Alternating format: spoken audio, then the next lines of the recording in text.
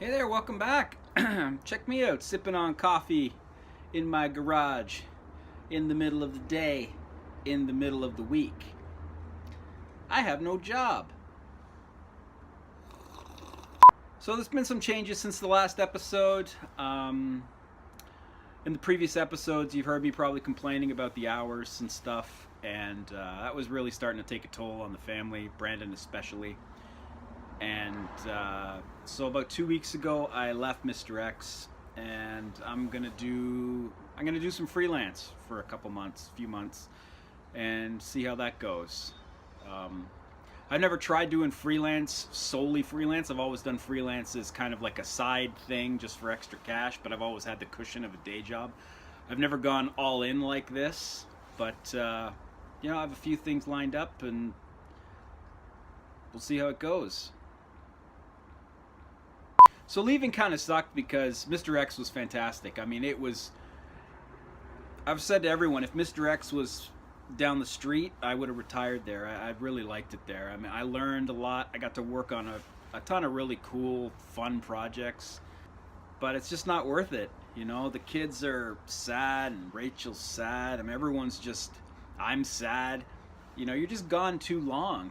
It's been good since I've been off. I mean, I notice a big change. I've got to do a lot of things around the house that I just haven't done, putting up some shelves and cleaning up some things. And I got to help out with some of his projects. I got to help out with this really funny choose your own adventure that he had to write, though it has got me questioning some of the parenting decisions I've made. While you are asleep, the weather gets really cold. It gets so cold that you pass out and get frostbite all over your body. When you wake up, skin starts falling off. Blood drips on the white snow, turning it red. You die a horrible death. Ah! The end. So I went back to work downtown about a year ago, and it's a weird thing. I mean, in the 3 years that I was working from home, you kind of make these online friends, people from the foundry and other people from the community. And then when you go and work in a studio, you just totally lose touch with them because you don't have Skype. You can't just be chatting with people all day. It's weird. You don't know that you were talking to them so much until you don't talk to them anymore. I was just like, where's all my buddies at?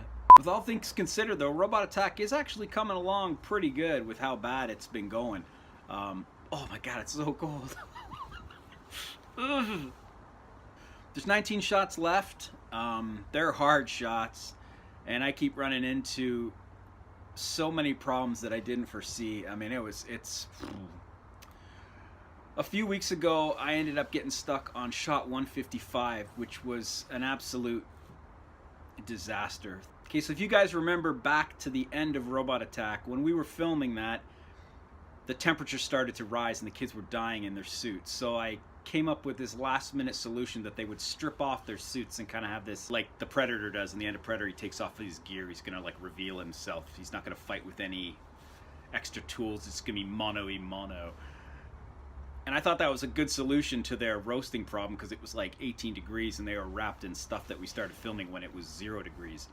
So 155 was a shot with the robot in the middle between them doing the big Sergio Leone standoff shot.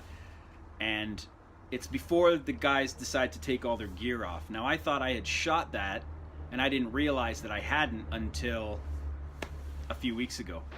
So I open up the shot and I'm like, oh wait, there's a continuity error here. They have to be wearing their clothes, then take all that off, then cut to this shot with them with the stuff off. And I didn't have it. It didn't have it. And there was no way. So I had to try and stitch a bunch of garbage together to try and make the plate. So I scoured all the things we had shot to try and find a shot of Dylan just standing there doing nothing. And I didn't have one, and I'm like, my god, what are we going to do? How am I going to fix this? And then I remembered that I had made those 3D versions of the kids where I had shot the turntables of them.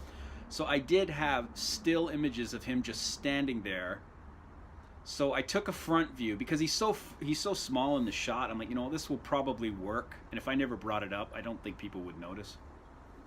So I took that thing, I brought it in Photoshop, I tore off his arms and stitched and restitched that, and then brought him into Nuke and used a grid warp to kind of mash him into place and color correct him so that he could match the old Dylan, because He also had to get put over the dark sky, so I had to kind of roto him out and fit him in. It was just a mess. And then Brandon in the foreground, I actually tried reshooting him with his shoulder pad on.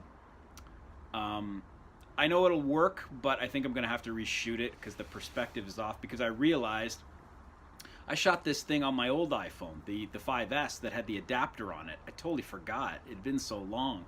So when I put it in, I'm like, this just feels weird. It's not sitting right, and I couldn't figure out why.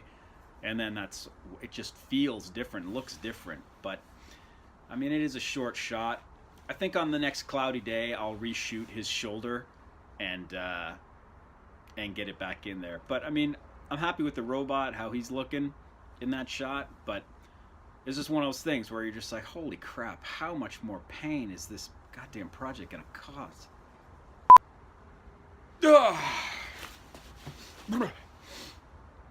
I'm tired.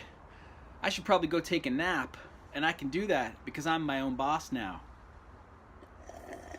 Another thing I've been having problems with is the scale. Scale's been a huge pain in my butt. You film the shots and you kind of have an idea of how it's going to look, but then you put the robot in, you're like, oh, he's too small, he's not filling up the frame. So then you fill him up to the kind of where he looks good, but you're like, wow, that doesn't make a lot of sense. He's way bigger here than he is in the other shots. And I'm like, I wonder how other movies get around this. So I start looking at other movies, and the way they get around it is they cheat. They cheat like crazy. Oh my God, they cheat. The best example I found was War of the Worlds. If you watch that, when the robot comes up through the street in the middle of the movie, I mean, he's coming up, his head's about the size of an intersection. It's huge, but it's not ridiculous. Like halfway through the movie, there's a shot of the robot's head coming up next to a ferry, and the thing's as big as a friggin' ferry. It's like, it looks like a spaceship. And I was like, wow, I never noticed that. You just buy it in the moment. So I think that's what I'm gonna have to do. I'm mindful of the scale issues.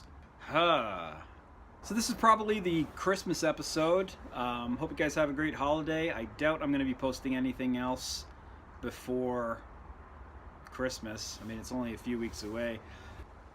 This coffee's really cold now. Have a good Christmas, and yeah, take care.